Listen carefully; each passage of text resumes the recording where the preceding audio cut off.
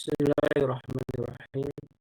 Assalamualaikum warahmatullahi wabarakatuh. Waalaikumsalam warahmatullahi wabarakatuh. Alhamdulillahilladzi anzala sakinata fi qulubil mu'minin liyazdadu imanan ma'a imanihim. Alhamdulillahilladzi bi ni'matihi wa fadlihi tatimmu shalihat. Asyhadu an la ilaha illallah wahdahu la syarika lahu wa asyhadu anna Muhammadan abduhu wa rasuluhu la nabiyya ba'dah.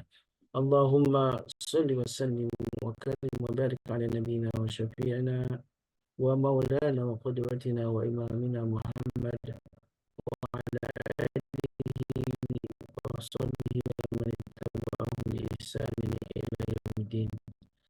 Amma ba'd. Sahabatku jamaah majelis keluarga yang saya masih memberikan kita kesempatan usia dan juga kenikmatan sehat, dan paling utama tentu adalah kesehatan, kenikmatan iman dan Islam. Dan karena itulah di pagi ini kita masih bisa menjalankan berbagai macam ibadah, baik yang wajib maupun yang sunnah, dan tentu keistiqomahan kita hadir di majelis ilmu mudah-mudahan menjadi sebuah wasilah bagi kita untuk mendatangkan cinta Allah Subhanahu wa taala. Karena majelis ilmu atau juga disebut dengan majelis zikir menjadi tempat yang mulia, tempat yang disebutkan dalam sabda Nabi yang mulia, Allah turunkan rahmatnya, Allah juga turunkan para malaikatnya. Bahkan orang-orang yang istiqamah hadir di majelis ilmu akan disebut-sebut oleh Allah Subhanahu wa taala pada para penduduk langit. Dan mudah-mudahan kita tercatat di penduduk langit menjadi orang-orang yang diridhoi oleh Allah Subhanahu wa taala, orang-orang yang karena keistiqamahannya terus mendatangkan cintanya Allah Subhanahu wa taala. Salawat dan salam tentu senantiasa kita curahkan dan kita haturkan kepada Nabi kita baginda Rasulullah, Sayyidul Ayya, termasuk Sayyidul Anbiya wal Mursalin. Beliaulah yang menjadi teladan kita, beliaulah yang menjadi panutan kita, dan mudah-mudahan kita termasuk umatnya yang mampu untuk menjalankan sunnah-sunnah dari beliau, umatnya yang istiqamah berkomitmen untuk menjalankan atau melanjutkan misi kenabian beliau, karena amar ma'ruf nahi munkar menjadi salah satu yang diperintahkan Allah Subhanahu wa taala, dan mudah-mudahan kita termasuk umatan yang terbaik dengan cara ya'muruna bil ma'ruf wa yanhauna 'anil munkar, yaitu mereka yang terus menjalankan amar ma'ruf nahi munkar. Dan dengan bagian dari satu komitmen dari kita, dan salah satunya Majelis Ulama Indonesia tentu ingin menghadirkan sebuah komunitas yang cinta Allah dan Rasulnya, sebuah komunitas yang mencintai keluarga sebagai jalan bagi kita untuk sama-sama keluarga masuk surga. Dan tentu semua jamaah berharap kita sama-sama saling memberikan syafaat di akhirat kelak untuk menghadirkan satu kebersamaan kembali di akhirat, terutama di Jannatul Na'im, kita sama-sama surga bersama-sama keluarga kita. Allahumma amin. Tentu sesuatu yang dimakan Allah, ini sebuah kenikmatan di pagi ini. Tadi sempat hujan ya, mudah-mudahan Allah turunkan keberkahan dengan turunnya hujan. Kalau di Depok ketika salat subuh berjamaah ada hujan gitu ya, ini menjadi sebuah momen yang sangat istimewa karena kita bisa berdoa di tengah-tengah suasana hujan yang disebutkan termasuk tempat saat yang mustajabah. Alhamdulillah di pagi ini kita pun akan kembali mengulas apa yang sudah dibahas kemarin tentang keluarga, bahwa anak adalah sebuah fitnah gitu ya, karena disebutkan dalam surat Al-Ghabun maupun beberapa surat lain, surat juga Al-Anfal yang sama temanya tentang bahwa ya lamu ketahuilah kalian annama amwalukum wa auladukum fitnah, semuanya harta dan anak kalian adalah sebagai sebuah fitnah.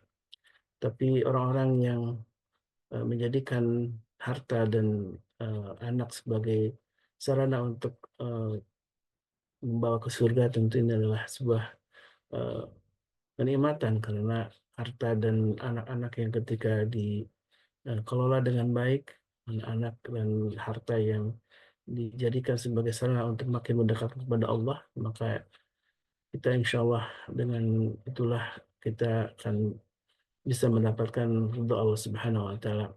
Harta yang berlimpah ketika tidak disedekahkan menjadi harta yang akan membawa fitnah di akhirat, karena Allah akan bertanya, untuk apa hartamu? Tidak hanya dari mana hartamu, apakah halal haram, tapi apakah hartamu dibelanjakan untuk apa? Dan itu setiap jengkal dari harta yang kita miliki tentu akan diminta pertanggungjawabannya. Dan itulah jamaah yang bukan Allah, mari sama-sama di pagi hari kita mengisi keberkahan harta kita dengan keberkahan bersedekah. Karena sedekah yang rutin dilakukan setiap pagi ini menjadi sebuah kenikmatan yang ketika rasakan, insya Allah Allah akan limpahkan keberkahan untuk kita dan bersama keluarga kita. Karena harta yang sedekahkan termasuk harta yang abadi yang terus akan kita nikmati, tidak hanya kebermanfaatannya di dunia, tapi juga di akhirat kelak. Orang yang eh, bahkan sudah berada dalam alam keburukan ketika minta kepada Allah untuk ditangguhkan ajalnya dan diminta dikembalikan ke dunia, maka apa yang dilakukan oleh apa yang dikatakan oleh mereka, Pak Al-Saddaku wa akum minas sholihin, maka aku akan bersedekah dan aku akan menjadi orang yang soleh. Dan adalah mudah-mudahan amal jariah yang sudah ya Allah kami salurkan untuk saudara-saudara kita di Human MKI yang juga butuh dukungan dari jam salurkan untuk rumah tafid Al-Qausar dan juga biaya Quran untuk motivasi kita bahwa sedekah pagi ini adalah sebuah bagian kita terlibat menjadi orang-orang yang termasuk pendukung menjadi ahli Quran, walaupun kita menjadi bukan orang yang ahli Quran ya, tapi mudah-mudahan kita termasuk orang yang dicatatkan oleh Allah dengan mereka yang sangat uh, sambil menunggu kebaikan di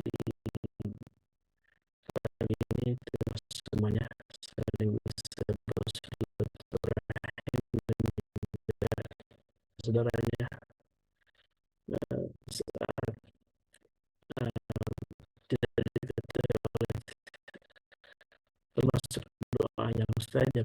Maka marilah kita doakan sama-sama. Barangkali di sini ada jamaah yang sedang sakit, maka kita doakan Allah segera limpahkan kesembuhan untuknya, Allah segera angkat penyakitnya, dan kalaupun ada yang sedang ada masalah, maka Allah berikan jalan keluar terbaik pada mereka yang sedang kesulitan. Dan janji Allah memang dalam Al-Quran disebutkan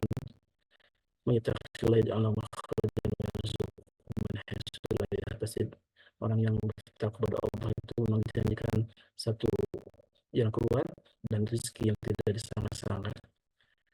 Karena itulah mari kita doakan diri kita dan juga keluarga kita untuk semuanya terhindar dari api neraka. Dan salah satu sabda Nabi yang mulia yang saya ingat, salah satunya ketika Rasulullah mengatakan pernah menjadi walaupun hanya dengan sepotong biji kurma, bahkan Rasulullah begitu sangat begitu peduli ya dengan sedekah ini, karena sedekah rupanya akan menjauhkan kita dari api neraka. Baik jamaah yang berkawan, kemarin kita sudah membahas tentang betapa cinta kita terhadap orang tua gitu ya.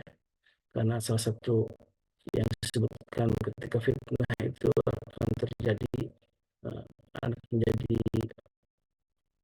sosok yang justru membuat kita sengsara gitu ya.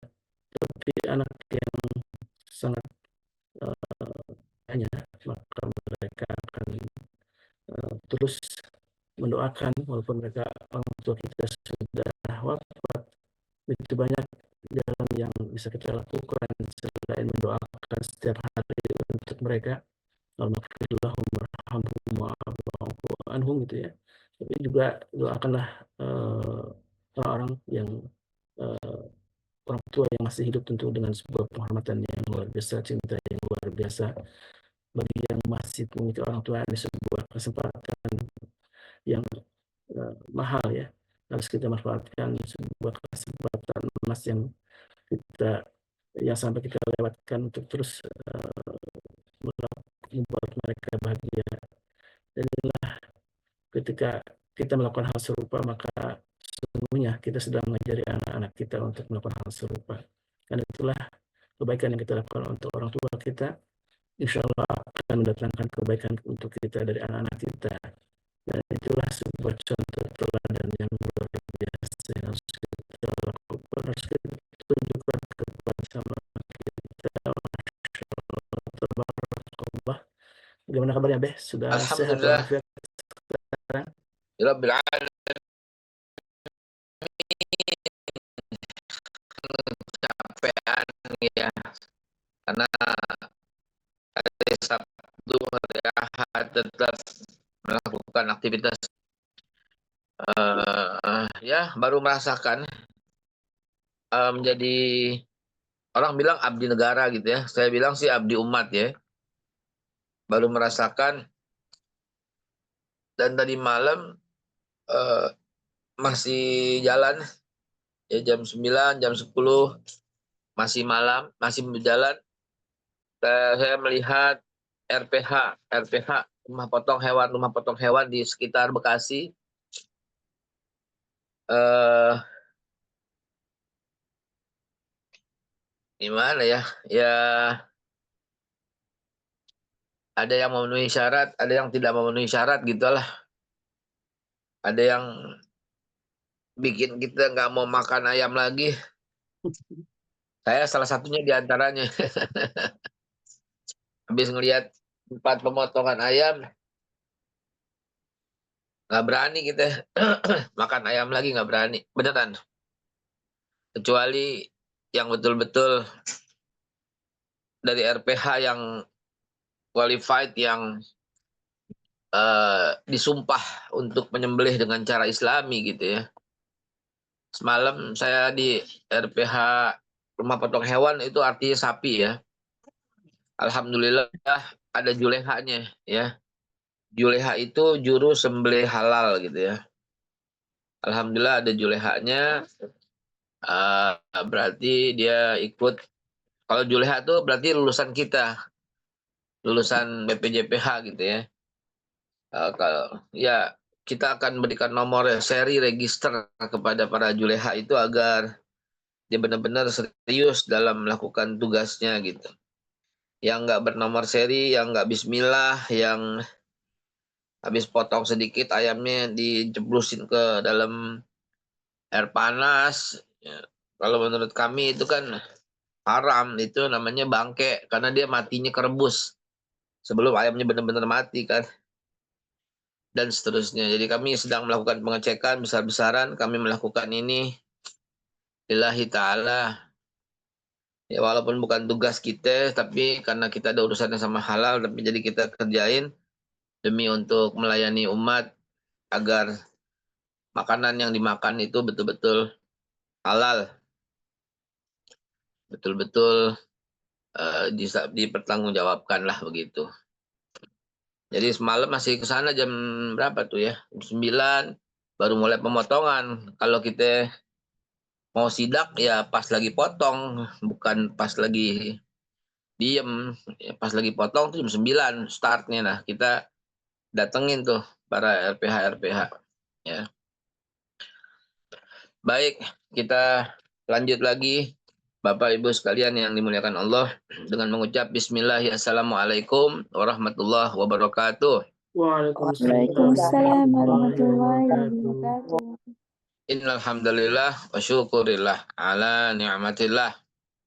Salatu wassalamu ala Rasulillah Sayyidina Muhammad ibn Abdullah wa ala alihi wa sahbihi wa mawalah, amma ba'du, fa ya ibadallah usikum wa nafsi bitaqwallah. Faqad fazal muttaqun, faqad fazal man ittaqu wa khaba man tagha. Saya sering ucapkan itu, artinya itu faqad faza, man ittaqa itu pasti akan beruntung. Man ittaqa yang bertakwa, wa khaba pasti akan binasa, man tagha siapa yang suka berlebih-lebihan dalam hal apapun ya. Bahkan berlebih-lebihan dalam hal ibadah aja malah dilarang sama Nabi ya. Sampai dalam kitab Riyadhus Shalihin ada bab hemat dalam melakukan taat. Ya, ada bab namanya hemat dalam melakukan taat. Jadi untuk taat kepada Allah aja kita mesti berhemat. Maksudnya berhemat gimana? Berstrategi lah begitu ya. Nggak jor-joran lah begitu ya. Nggak berlebihan lah begitu. Bismillahirrahmanirrahim. Sahabat sekalian yang saya hormati, yang saya muliakan. Telah bersyukur kepada Allah. Lalu berselawat kepada Rasulullah Sallallahu Alaihi Wasallam.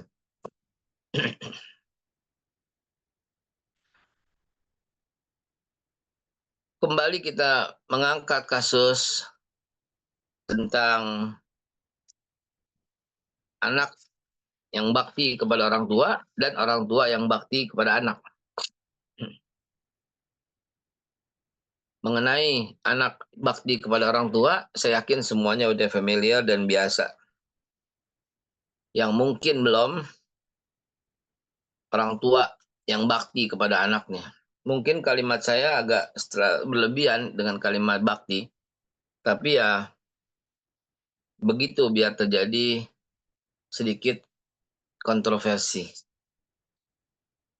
Kalau Vicky bilang kontroversi hati. Ya, kontroversi hati. Ya, tujuannya adalah membuat mata kita terbuka aja doang. Padahal nggak ada, tapi yang ada durhaka. Anak durhaka pada orang tua ada. Orang tua durhaka kepada anaknya ada. Kalimat itu diucapkan oleh Umar bin Khattab, ya, bahwa ada yang mengadu kepada Umar bin Khattab, ya, orang tuanya dia anaknya begini. Hebatnya Umar bin Khattab tidak langsung serta-merta mempercayainya. Umar bin Khattab diminta memberikan hukuman kepada seorang anak yang diadukan sama orang tuanya. Ya Amirul Mukminin, anak saya itu begini, bandel begitu kurang lebih. Alhamdulillah. Anak saya itu bandel lah gitu. Dan minta dihukum yang pantas. Umar bin Khattab tidak langsung mempercayai orang tuanya. Umar bin Khattab malah memanggil anaknya. Dan Umar bin Khattab menginterogasi anaknya. Dan ternyata ketika Umar bin Khattab bertanya, orang tuanya lah yang tidak pernah memberikan pelajaran akhlak. Orang tuanya lah yang tidak memberikan pelajaran tauhid. Sehingga anaknya jadi begitu. Anaknya jadi berantakan itu. Gitu ya. Nah, Bapak Ibu sekalian yang saya hormati, yang saya muliakan, ketika Umar bin Khattab menginterogasi anaknya, maka didapatilah ternyata orang tuanya lah ini yang kurang kepada anaknya. Kurang memberikan hak-hak pada anaknya, gitu maksudnya. Kurang memberikan, ya akhirnya anaknya tidak tahu A, tidak tahu B, tidak tahu C, dan anaknya nggak bisa disalahin dalam hal ini. Ibu bapak, saya mengambil patokan ini karena Nabi Muhammad SAW yang sudah tahu ke depannya, sehingga Nabi Muhammad mengambil sebuah hikmah, alaikum bisunnati wa sunnatan khulafa'ir rasyidin. Wajib atas kalian ikut sunnahku dan sunnah khulafa'ir rasyidin. Karena Nabi tahu bahwa penuh hikmah banget khulafa'ir rasyidin itu. Maka Nabi bilang, kalian ikut sunnahku dan sunnah khulafa'ir rasyidin.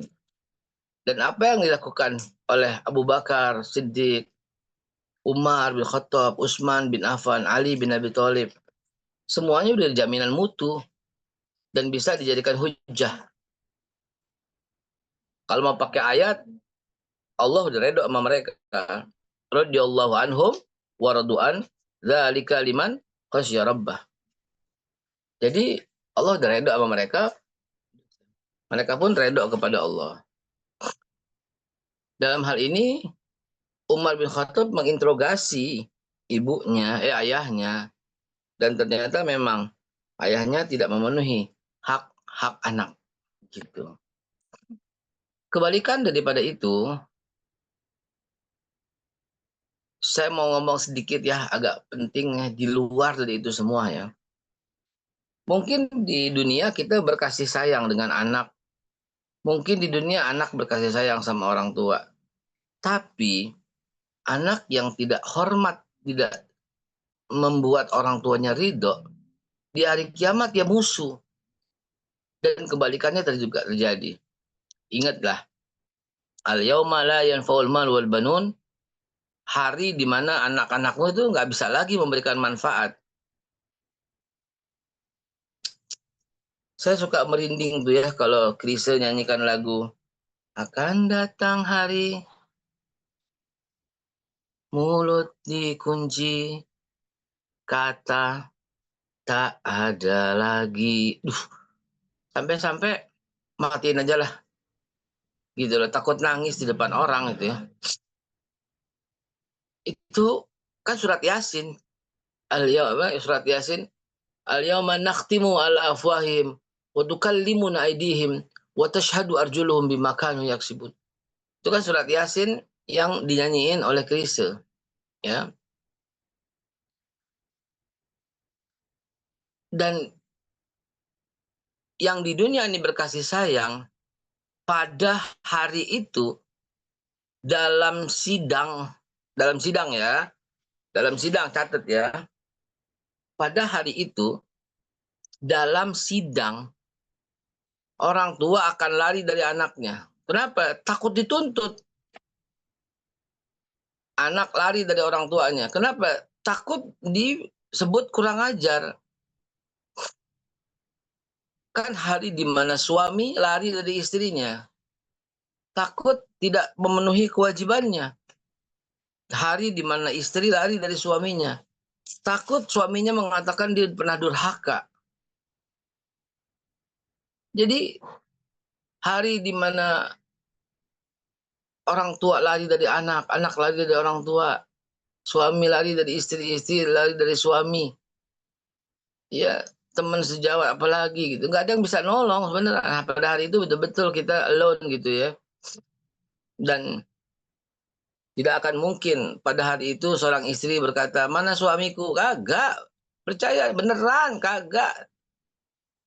Dia akan lari dari suaminya. Nggak mungkin seorang suami, mana istriku? Kagak. Nafsi diriku, ya Allah.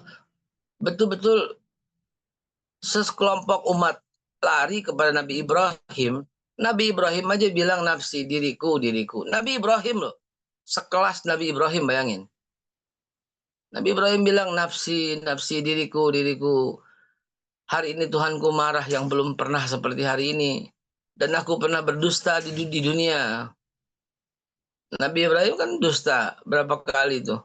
Ketika ditanya, ini siapa? Nabi Ibrahim bilang, ini adikku, padahal istrinya. Nabi Ibrahim pernah tanya lagi, siapa yang hancurin patung? Nggak tahu. Tuh tanya aja patung yang gede. Walaupun itu sebuah dakwah, tapi karena dilakukan dengan cara yang bohong, dituntut di hari kiamat. Ngeri banget ya Allah ya Rabbi. Kita udah berapa kali bohong ya Allah. Nabi Ibrahim alaihissalam bilang, nafsi, diriku. Karena memang tidak ada satupun Nabi yang dijamin surga kecuali Nabi kita Muhammad Sallallahu Alaihi Wasallam. Sampai dalam hadis diceritakan mereka lari kepada Nabi Musa. Nabi Musa pun berucap nafsi, diriku. Aku pernah membunuh manusia tanpa hak, nggak sengaja gitu ya. Dan Tuhanku hari ini marah. Tuhanku hari ini marah yang belum pernah seperti hari ini maksudnya. Nabi Musa berucap nafsi, diriku. Coba. Sampai ke Nabi Isa pun lagi ketakutan. Didapati Nabi Isa lagi berkata, umatku menuhankan aku dan aku akan ditanya oleh Allah. Itu Nabi Isa loh, sekelas Nabi Isa loh.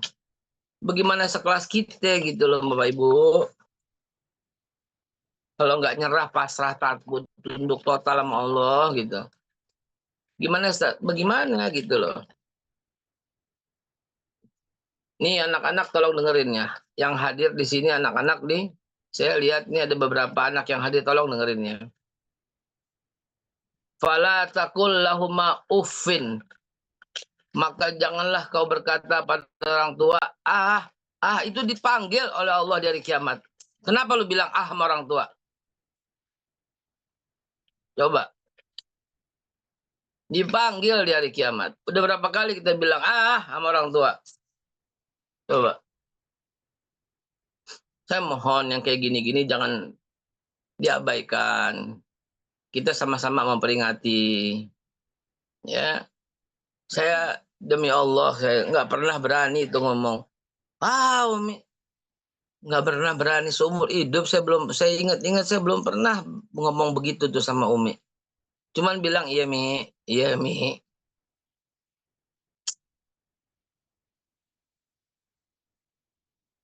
Iya Mi, iya Mi, gitu. Pernah kita ngomong agak kencang sekali, nyeselnya tuh kayak apa gitu. Besokannya saya bawain buah, besokannya saya bawain duit, tapi tetap aja gitu loh. Ambil 1 potong, 2 potong, bawa kal buat Aisyah gitu kata Umi ya. Buat bini lo bawa kal gitu. Ya, jadi yang bilang sama orang tua, demi Allah saya bersumpah, dipanggil. Fala taqul lahuma uffin. La itulah di situ lahnya la nahi. La nahi itu larangan. Kalimatnya yang sama, wala taqrabu zina. Jangan deketi zina. Gitu kan? Wala itu lahnya la nahi di situ. Bayangin, jangan mendekati zina disamakan dengan jangan berkata sama orang tua. Zina itu dosa besar. Minal kabair. Masa kalimatnya disamain sama jangan bilang fala taqul lahuma uffin. Maka janganlah kamu berkata Bapak Ibu sekalian yang saya hormati, yang saya muliakan. Semoga peringatan demi peringatan ini menambah kita taubat kepada Allah Subhanahu wa taala. Menambah kita taat kepada Allah Subhanahu wa taala. Sebelum kita nggak bisa lagi minta maaf sama orang tua. Nyesalnya itu akan terjadi seumur hidup ketika belum keluar dari mulut orang tua berkata, ya Allah saya redho gitu. Udah banyak contoh yang meninggal orang tuanya. Anaknya itu jadi belangsak, jadi hancur hidupnya itu. Udah banyak contoh. Ya, tapi anak yang bercanda, tawa sama orang tua, kocak, menghibur gitu loh. Hidupnya itu bahagia. Coba perhatiin. Saya belum pernah ngelihat orang durhaka sama orang tua sukses. Belum pernah. Kasih saya 1 contoh aja. Saya barusan lihat balapan motor. Karena saya tertarik dengan Schumacher. Schumacher mobil ya? Motor Rossi ya? Balapan mobil ya? Schumacher dalam latihan, dalam penentuan nomor di Italia, ini yang paling penting. Karena sebelum balapan, itu kan ada 1 putaran etapan H-1 sebelum bertanding, itu ada naik motor sekali, naik mobil gitu 1 putaran gitu, untuk menentukan siapa di etapa 1, siapa di etapa 2, di etapa 3, begitu. Michael Schumacher berada dalam tempat penentuan nomor itu. Begitu misalnya saya dapat nomor 12, nomor 20 gitu ya, dari 20 mobil ya, saya dapat nomor 15. Ntar di etape 15, terus start, wush baru gitu. Itu kadang-kadang sangat menentukan kemenangan, karena nomor satu udah bisa positioningnya udah indah gitu loh. Ini kisah nyata teman-teman. Maka kemudian Michael Schumacher ikutlah dalam penentuan etape mobil balap di Italia gitu. Namun ada satu kejadian yang mengejutkan. Kejadiannya adalah ketika Michael Schumacher sebelum penentuan itu ditelepon dari rumah. Orang tuanya jatuh di kamar mandi.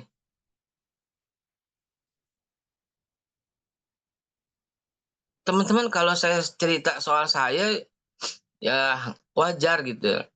Cerita soal ente semua yang nonton ini nih wajar semua. Ini Michael Schumacher yang di tangannya udah ada kontrak miliar dolar gitu loh.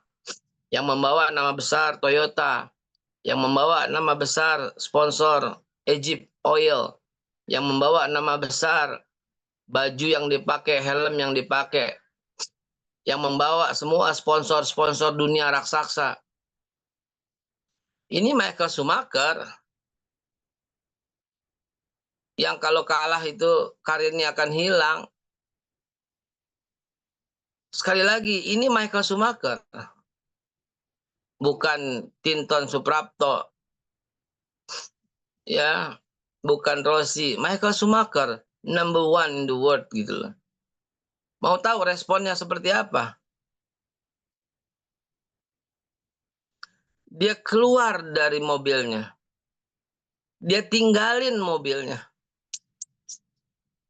Dia pulang ke rumah hanya untuk melihat kesehatan ibunya.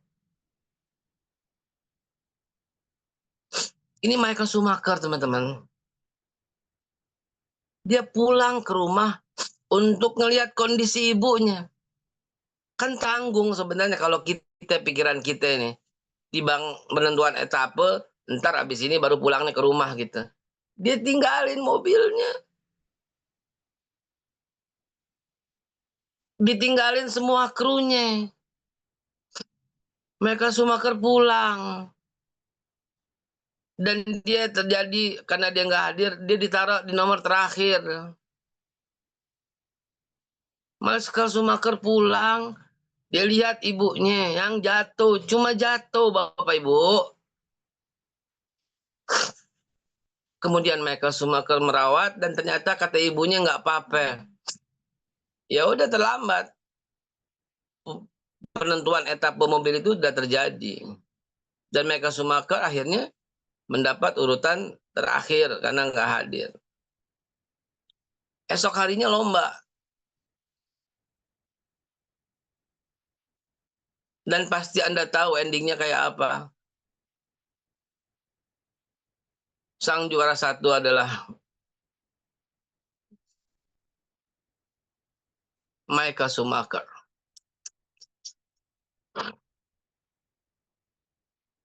Lihat itu, ya pantas dia orang hebat kayak begitu.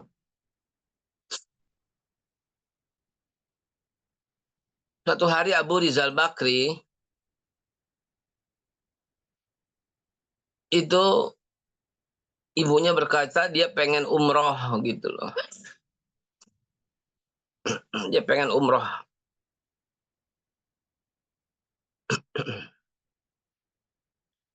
Maka Abu Rizal Bakri pengen ngantar ibunya, tapi ternyata dia ada urusan yang nggak bisa ditinggal gitu loh. Dan dia pengen ibunya nyaman. Abu Rizal Bakri membeli tiket 4, dan di kiri ibunya dikosongin, di kanan ibunya dikosongin, di belakang ibunya dikosongin. supaya ibunya nyaman.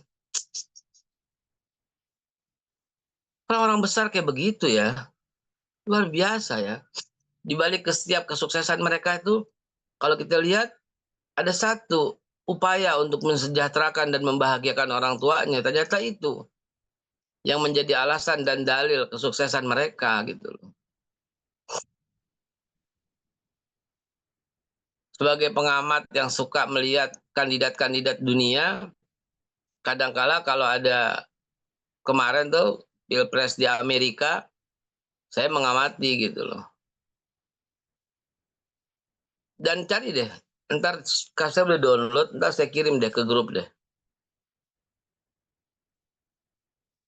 Yang ngomong ini si Donald Trump, Presiden Amerika yang kalah, kemudian ikut lagi pemilu, dan kemudian dia menang. Dan sekarang Presiden Amerika lagi, Donald Trump. Salah satu butir motivasi yang Donald Trump sampaikan itu adalah,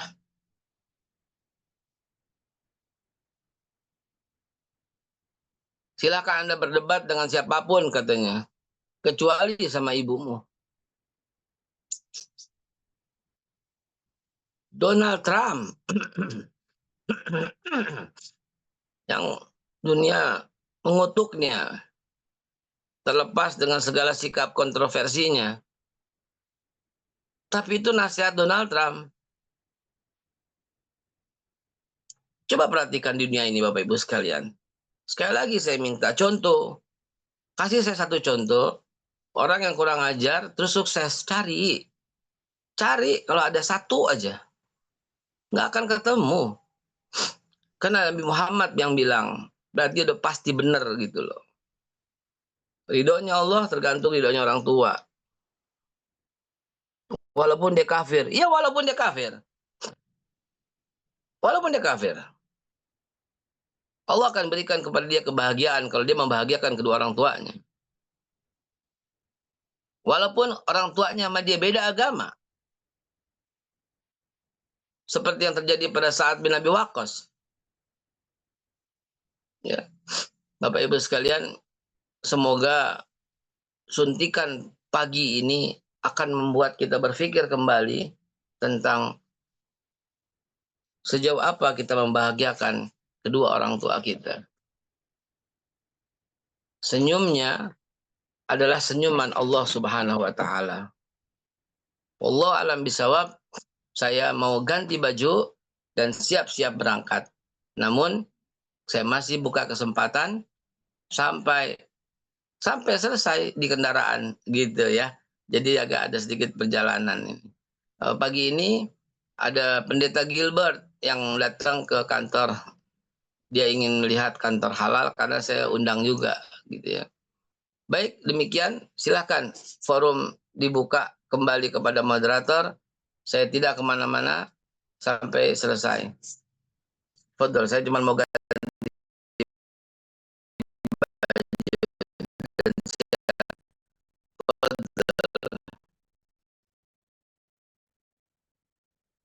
Pasti yang luar biasa pagi ini kita diingatkan kembali untuk berbakti kepada orang tua, dan orang yang berbakti kepada orang tua maka dengan hal serupa untuk kita sebagai balasannya di dunia jelas, dan akhirat tentu Allah Subhanahu wa taala sudah menyiapkan pahala besar bagi orang-orang yang melakukan birrul walidain. Bahkan di dalam surat Luqman yang kita tahu, setelah larangan untuk syirik kepada Allah, maka salah satunya disebutkan bahwa wabil walidain ihsana, itu perintah untuk berbuat baik kepada orang tua. Dan inilah perbuatan berbuat baik kepada orang tua menjadi satu perintah yang sangat besar, dan sebaliknya orang yang berbuat jahat atau durhaka pada orang tua menjadi termasuk minal kabair, termasuk dosa besar. Dan itulah jamaah Allah, mari kita sama-sama introspeksi diri ya, sama-sama evaluasi diri, apakah kita sudah berkhidmat untuk orang tua kita. Dan ketika anak sebagai sebuah fitnah tentu atau ujian, maka mudah-mudahan dengan upaya kita selalu berbuat baik kepada orang tua menjadi penghalang atau menjadi wasilah untuk kita untuk dapatkan bakti yang baik pula dari anak-anak kita.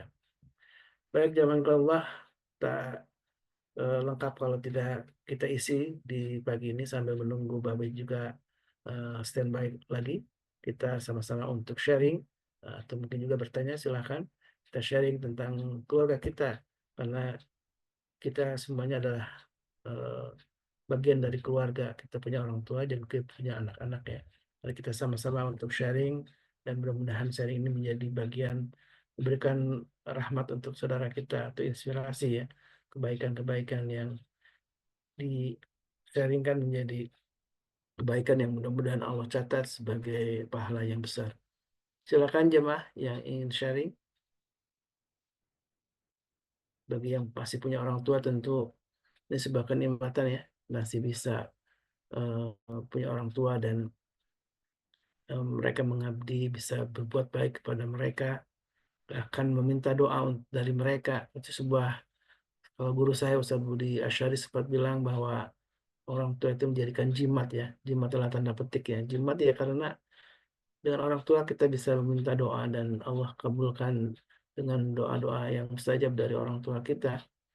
Bahkan eh, kemanapun kita pergi gitu, seharusnya memang saatnya selalu untuk minta izin kepada orang tua.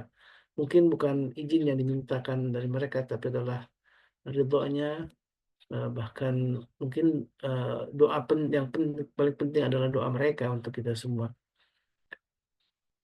Silakan yang ingin sharing, yang masih punya orang tua kayaknya layak untuk bisa sharing nih. Bagaimana posisi kita saat ini terhadap orang tua kita, apakah termasuk yang begitu dirindukannya ataukah tidak gitu kan ya? Atau sebaliknya mungkin orang-orang yang eh, justru katakanlah dijauhi oleh orang tua menjadi satu malapetaka yang besar ya. Jangan sampai ini terjadi pada kita semua. Silakan Bunda Nadia, ingin sharing?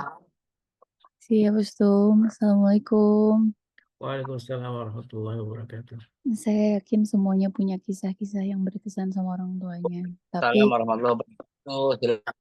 Silahkan ya, Bunda Nadia. ya Babe, kalau menurut Nadia sih, yang paling penting mending berebut ngurus orang tua daripada ngurus warisan. Sekarang ini kan banyak kasus-kasus ngurusin warisan aja gitu, ngurusin harta benda aja. Sementara yang paling berkah, paling berharga, nggak ada tandingannya sama sekali itu benar-benar ngurus orang tua. Makanya ini karena dia alhamdulillah masih ada Umi. Umi kalau pulang berapa hari Nadia jemput balik lagi meskipun anak Nadia masih umur 1 tahun dan 3 tahun. Nadia sempetin nyetir terus jemput Umi ke rumahnya. Biarin bosen juga, yang penting ada kesempatan buat ngurusin gitu, meskipun kadang orang tua itu kan pengennya dianggap kuat, pengen dianggap gagah, jadi apa aja dikerjain kalaupun misalnya diem di rumah gitu. Tapi biarin aja, yang penting orang tuanya seneng gitu. Meskipun kita nggak bisa ngasih apa-apa, apa sih yang kita kasih?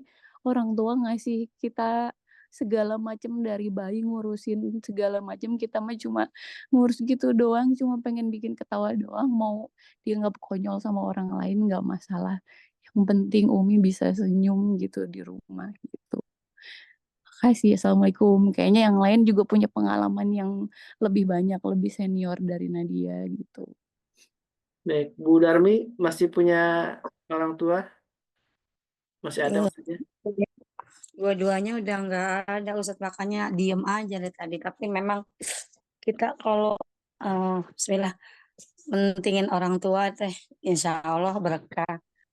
Dan saya contohnya, saya tuh apapun kata orang tua, bukan saya dekat dulu sama bapak ya, sama ibu juga dekat gitu. Tapi memang mungkin lebih karena saya bersaudara banyak ya. Jadi apapun kata orang tua A ya saya ikutin A gitu loh. Saya ikutin A gitu. Alhamdulillah Iya, saya masih sekarang Ustadz gitu ya. Setelah orang tua nggak ada gitu, iya. saya merasa ketika saya sulit apa, insya Allah tuh selalu ngasih jalan keluar gitu loh. Alhamdulillah seperti itu. Itu yang saya rasakan. Apa- Alhamdulillah. Ya begitu memang kejadiannya. Ya, ketika Anda merawat orang tua nggak ada, Allah yang rawat ente. Ketika kamu memenuhi semua kebutuhan orang tua, Allah yang penuhi kebutuhan ente. Itu dalil. Kalau tadi saya mau potong Bu Darmi, insya Allah kata Bu Darmi, kagak. Pasti jawabannya, bukan insya Allah. Pasti Allah akan gitu. Itu jawabannya kayak gitu. Pasti Allah akan muliakan. Pasti Allah akan tutup semua kekurangan kita. Pasti Allah akan, itu pasti, karena nggak mungkin janji Allah meleset. Itu yang perlu Bapak Ibu sadari. Ya, coba aja buat susah orang tua. Pasti hidupnya susah. Udah mutlak itu 1.000% itu udah benar kali itu. Coba aja bikin orang tua kecewa. Pasti hidupnya penuh kekecewaan. Tuh orang tua tuh.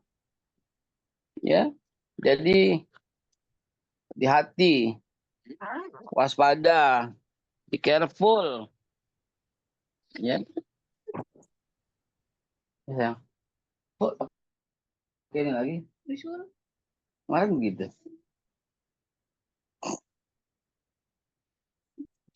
Hati-hati Bapak Ibu sekalian. Ya. Anda yang penuhi orang tua. Jadi ini emang standar gitu loh kehidupan para wali Allah. Pasti Allah sejahterakan. Pasti Allah muliakan. Pasti. Itu udah kepastian itu mutlak. Nggak mungkin Nabi salah. Man arda walidayhi faqad ardallah. Wa man askhata walidayhi faqad askhatallah. Itu pasti. Bikin senang orang tua, Allah senangkan antum. Bikin marah orang tua, kau akan kecewa seumur hidupmu. Itu pasti Bapak Ibu sekalian. Mutlak itu. Ya. Semoga bisa dimengerti. Lanjut silahkan. Bacakan. Sebagai orang tua Beh, kan mungkin kita pernah kecewa dengan anak kita gini ya. Nah, apa nih yang harus kita lakukan untuk supaya kekecewaan itu tidak menghadirkan murkanya Allah gitu Beh. Karena kita tahu dengan rumus itu ya, bahwa ridho Allah tergantung ridho orang tua. Tapi ketika kita suatu saat mungkin sebagai orang tua punya anak yang ada masalah atau mungkin mengecewakan, apa yang seharusnya kita lakukan Beh?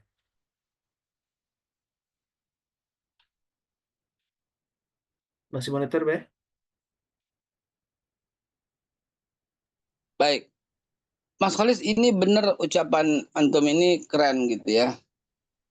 Karena ini emang kurang disadari dan kurang dimengerti oleh kebanyakan orang karena dia berpikir mentang-mentang jadi orang tua gitu loh. Mentang-mentang jadi malah sombong jadi orang tua. Gue nih lu tuh tergantung gue gitu-gitulah. Lu nih maaf ya. Kadang-kadang saya mendengar curhatan seorang anak yang kata bapaknya gini. Lu tuh dari kencing gue. Gitu. Jadi orang tuanya ngomong begitu. Lu tuh dari kencing gue jangan belagu deh gitu. Yang nggak etis juga ya. Itu bukan pipis ya, tapi itu air mani yang suci ya, yang disucikan ya. Yang nggak membatalkan wudhu tuh air mani itu ya. Jadi orang tua yang ngomong gitu ya nggak pas juga gitu ya. Tapi namanya orang tua kan nggak bisa salah, yang salah anak. Nah, lalu bagaimana kalau umpamanya kejadian seperti yang Mas Khalis sampaikan itu, saat Khalis sampaikan itu, ya kejadiannya adalah jangan buka peluang.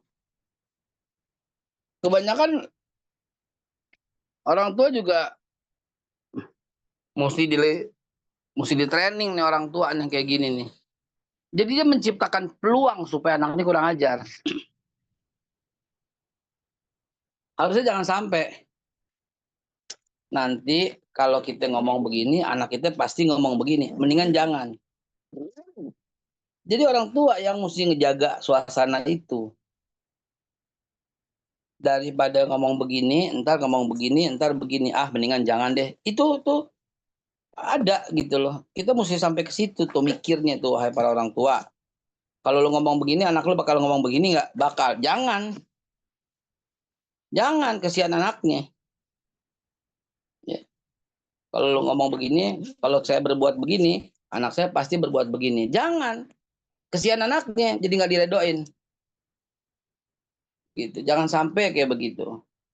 Apalagi orang tua ngadu sama bini, ngadu sama laki tentang anaknya. Itu geblek gitu. Itu durhaka banget. Jadi anaknya diomelin. Jadi apa? Durhaka. Mestinya umpetin, tutup aibnya. Jadi paham ya apa yang Mas Kholis tanya ya barusan ya. Umpetin. Papa tahu. Jangan sampai mama tahu. Umpetin. Dah sih. Nggak ada kabel, udah kabel. Dah, papa jalan saya. Belum dimatiin, kalau lagi pamit. Ya udah, lanjut sampai di mobil bentar ya.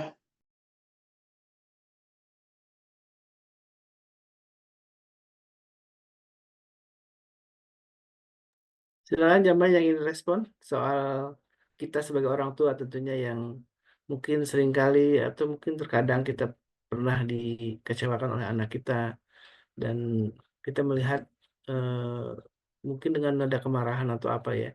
Benar ketika dalam rumus tadi ridho Allah tergantung ridho orang tua, maka sesungguhnya itu akan berdampak buruk terhadap anak kita ketika kita marah, ketika kita kecewa yang sangat berlebihan terhadap anak kita, walaupun memang hakikatnya perilakunya mungkin membuat menyebalkan atau sesuatu yang tidak mengenakan, tapi kita yang justru harus memanage diri kita sebagai orang tua bagaimana mensikapinya.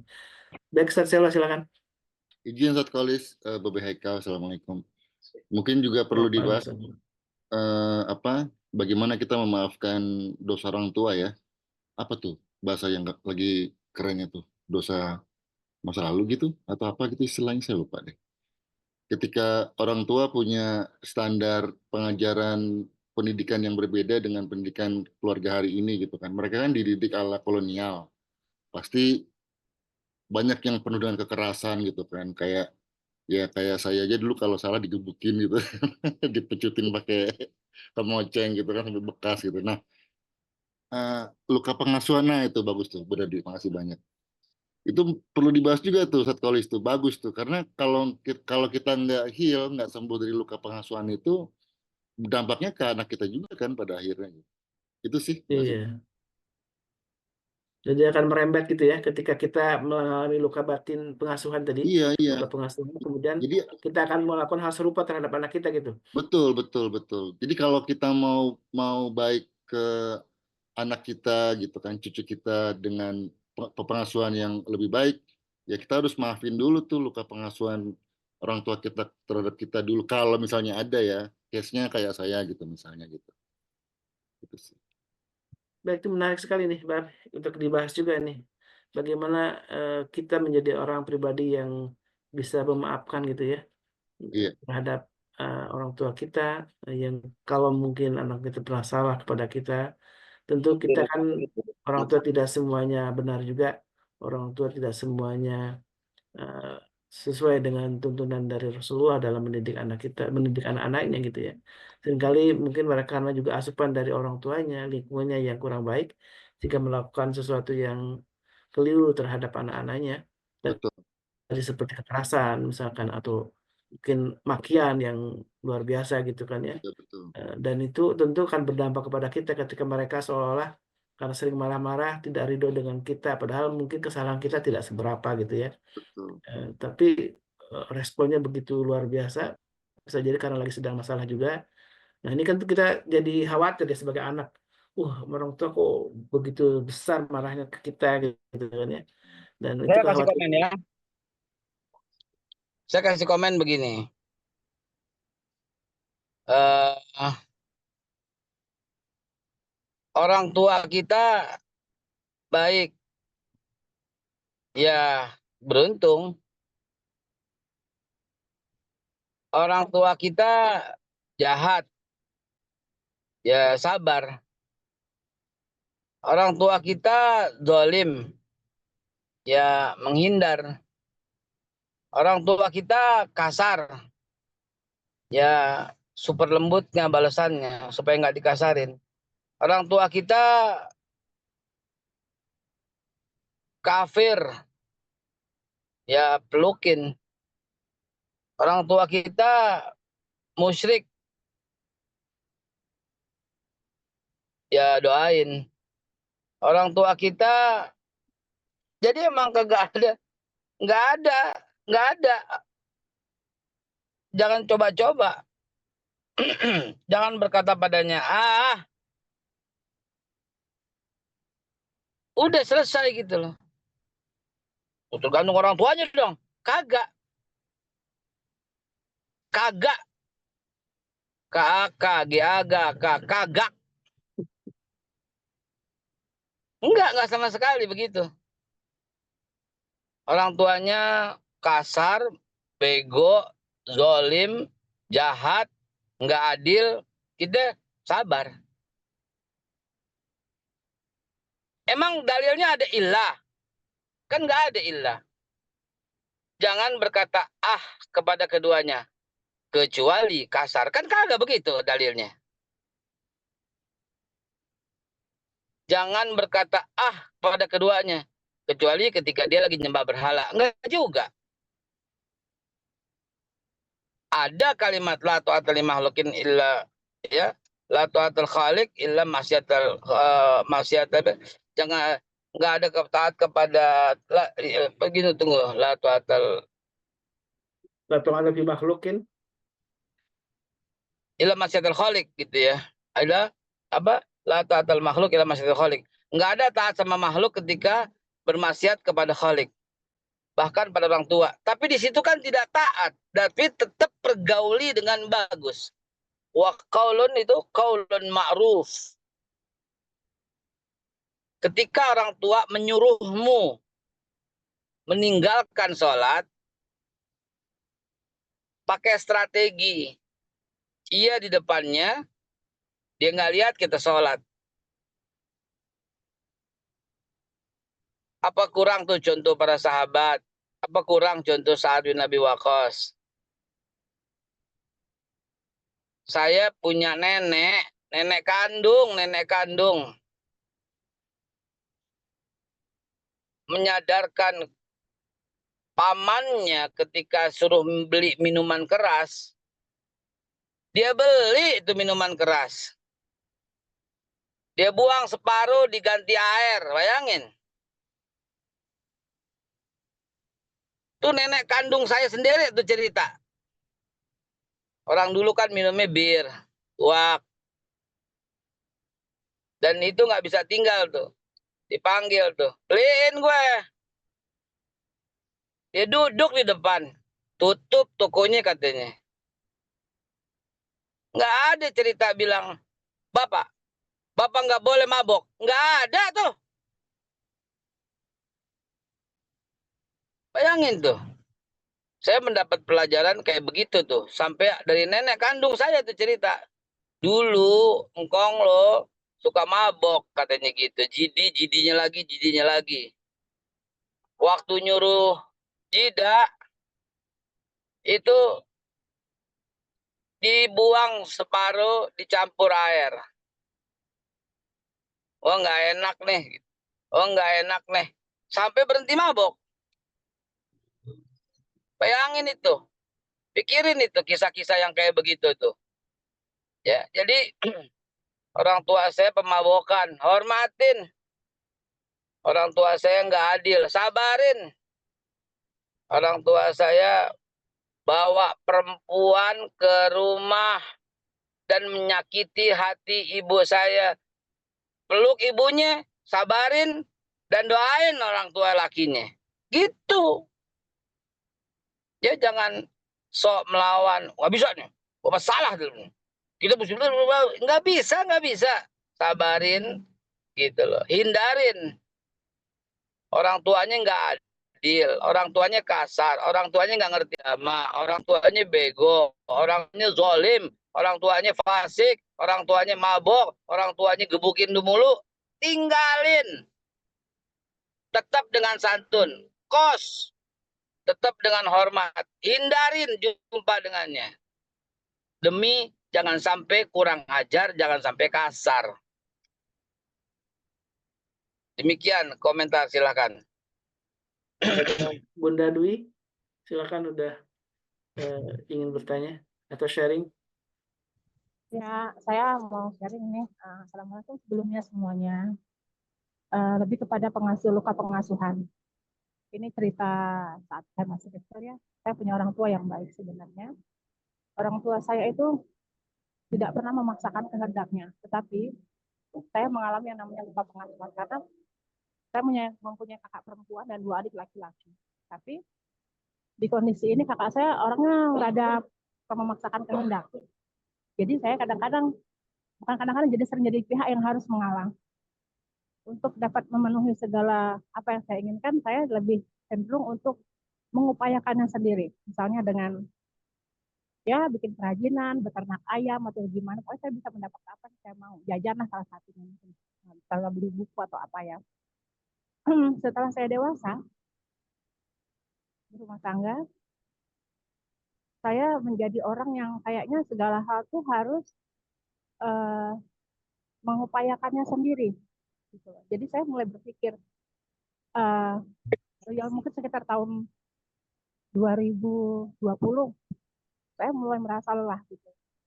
Saya berpikir ini efek orang tua saya yang selalu membuat saya mengupayakan segala hal sendiri, berjuang sendiri. Saya jadi orang yang kayaknya harus berjuang dulu baru mendapat sesuatu. Dan tanpa saya sadari, saya pun berlaku seperti itu terhadap anak saya. Jadi misalnya gini, Umi mau ini. Saya bilang, kamu ngerti nggak sih? Harus sabar, saya bilang gitu. Karena dulu Umi juga harus bersabar mendapat sesuatu yang Umi mau gitu kan ya. Secara tidak langsung, sebenarnya saya mengkondisikan anak-anak saya seperti saya mendapatkan perlakuan terlebih dahulu sebelumnya, di mana saya masih kecil. Di saat saya mulai merasa lelah, saya diam. Saya pikir, ini karena orang tua saya yang kurang memenuhi kebutuhan saya gitu. Sedangkan kakak saya dipenuhi kebutuhannya, adik saya dipenuhi kebutuhannya. Saya pernah mengalami yang namanya 3 kali lebaran tuh nggak dapat baju lebaran. Tapi sayangnya karena saya tipe anak yang pragmatis, mungkin kayaknya udah nggak apa-apa daripada orang tua saya sedih gitu kan ya.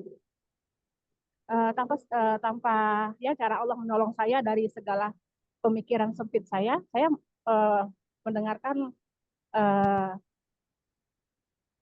parentingnya Pak Sofyan Hadi. Di situ saya mendengarkan, saya tidak benci sama orang tua saya sangat menyayangi orang tua saya, tetapi ada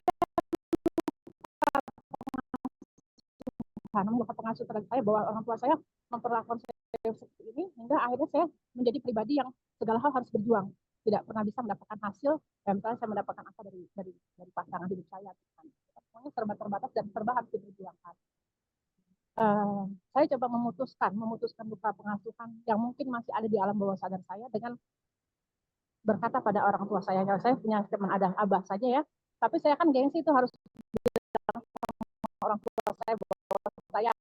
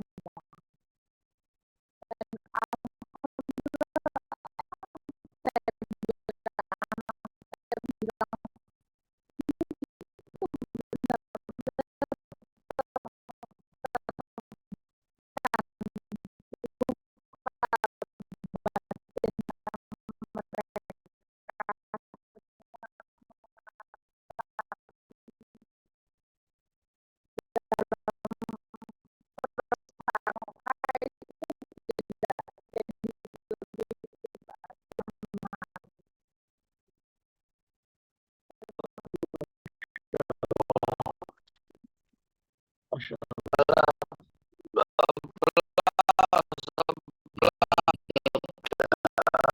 mendengarkan dengan seksama ya, cukup mencerahkan, cukup membuat kita merasakan gitu ya. Didikan orang tua salah benar ya tetap benar gitu kan. Dia didik kita dengan apapun, hasilnya kita yang terima selama kita redho. Kenapa? Karena di setiap balik redho yaitu Allah Subhanahu wa taala yang jagain kita. Siapapun yang jagain orang tuanya, Allah jagain dirinya. Tadi ada tulisan tuh dari siapa tadi yang bicara demikian. Bikinlah redho. Ini saya akan dicariin sama Allah jalan keluar setiap persoalan gitu ya. Allah alam bisawab.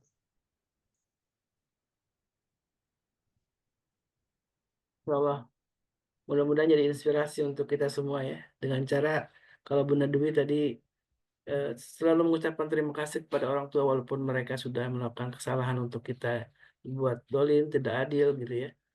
Mungkin pernah kasar, tapi justru kita membalas mereka dengan sebuah kebaikan.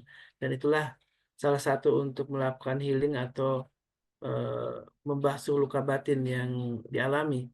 Dan ini bisa dilakukan oleh jemaah mungkin yang di antara kita ada yang mengalami hal serupa, pernah mengalami luka batin dari orang tua, kekerasan, hinaan atau mungkin juga ketidakadilan, tapi kita tetap meresponnya, membalasnya dengan kebaikan-kebaikan kita, dan itulah orang yang Ya, berjiwa besar, orang akan terputus batin itu dengan cara-cara seperti itu ya. betul sekali. Betul sekali. Teman sekalian, saya harus tutup ya, udah lewat jauh dan menjelang tiba kantor dekat, jadi udah nyampe ya. Wa ala kalimatul ikhlas wa ala dini nabiyina Muhammad sallallahu alaihi wasallam wa ala millati abina Ibrahim hanifan muslima wa makana minal musyrikin. Subhanallah bihamdika, subhanallah bihamdika, asyhadu an la ilaha illa anta, astaghfiruka wa atubu ilaik. Kita tutup bila itu wal hidayah. Amin.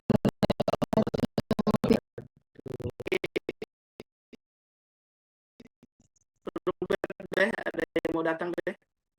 Insya Allah enggak ada. Di bawah jam 7.30. Karena 7.30 harus sudah berangkat tuh. Baik, insya Allah ketemu lagi teman-teman semua. Izin Lem. Alhamdulillah, Allah rendah menjaga Babe dalam melaksanakan tugas untuk umat. Kalau Babe ini menjadi abdi umat, karena ini menjadi orang-orang yang bertanggung jawab terhadap kehalalan di negeri ini. Sebagai pejabat negara tentu tanggung jawab besar ya, amanah yang harus dijalankan. Kita doakan mudah-mudahan Babe istiqamah dengan amanah ini dan menjalankan, Allah mudahkan untuk menjalankan amanah ini, karena ini semuanya akan berpulang kepada kita kaum muslimin yang bisa menikmati bagaimana makanan yang kita konsumsi menjadi halal dan terjaga kehalalannya dengan ada sertifikasi halal. Itu sangat penting sekali untuk kita makin sadar tentang apa yang kita makan. Dan alhamdulillah tadi sebuah inspirasi dari jamaah juga banyak yang di sharing ya, dari Bunda Demi, Bunda Nadia, juga alhamdulillah dari Bunda Narmi, mudah-mudahan dari Ustaz Selo. Jadi mudah-mudahan ini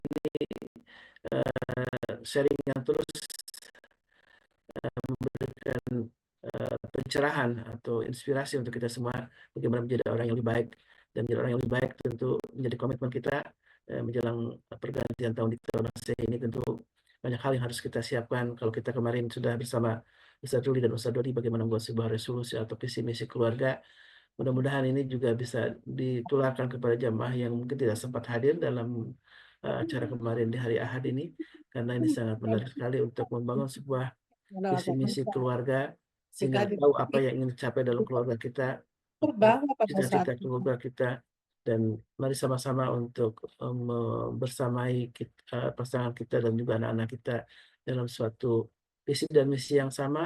Tentu pasti visi misi paling utama adalah kita masuk surga sekeluarga, itu menjadi puncaknya. Tapi kita buktikan di dunia ini dengan laku sebagai seorang khalifatul fil ard, sebagai khalifah di muka bumi ini yang tentu punya tugas amanah yang besar untuk membangun kebaikan untuk kita semua, untuk berbagi kebaikan untuk kita semua. Dan salah satu kebaikan yang terus alhamdulillah kita lakukan adalah ikut kajian setiap pagi dan malam. Kemudian kita juga bersedekah rutin setiap pagi dan juga terus mendoakan sesama jamaah. Allah Subhanahu wa taala berkahi kita semua dan Allah limpahkan rahmatnya untuk kita semua. Untuk kebaikan untuk kita semua akan menjadi pintu mempermudah kita untuk masuk surga sekeluarga. Dan itu aja main Allah. Alhamdulillah kita bisa bermulazamah atau berkumpul dengan orang-orang soleh-soleh di sini, dan inilah saatnya kita memang untuk memberikan inspirasi kepada orang lain, ajak saudaranya, ajak tetangganya untuk gabung di MKI dan sama-sama bisa menikmati lezatnya iman. Itu menjadi hal yang sangat penting. Dan bandar ala khair walau ajrum salfa ini, barang siapa yang menjadi fasilitator kebaikan untuk orang lain, maka dia akan mendapatkan pahala yang sama dengan yang dia lakukan. Dan karena itulah jamaah Allah, mari sama-sama ya memperbesar jamaah dengan cara mengajak orang lain, tetangganya, sahabatnya, dan juga saudara-saudaranya untuk sama menikmati lezatnya iman dengan seluruh hadir dalam kajian ilmu bersama para guru di MKI. Dan mari kita tutup majlis ini dengan doa kafatul majlis. Subhanakallahumma wa bihamdika asyhadu an la ilaha illa anta astaghfiruka wa atubu ilaik. Assalamualaikum warahmatullahi wabarakatuh. Waalaikumsalam. Waalaikumsalam warahmatullahi wabarakatuh. اللهم ارحمنا بالقرآن واجعله لنا إماما ونورا وهدى ورحمة. اللهم ذكرنا منه ما نسينا وعلمنا منه ما جهلنا وارزقنا تلاوته آناء الليل وأطراف النهار واجعله لنا حجة يا رب العالمين.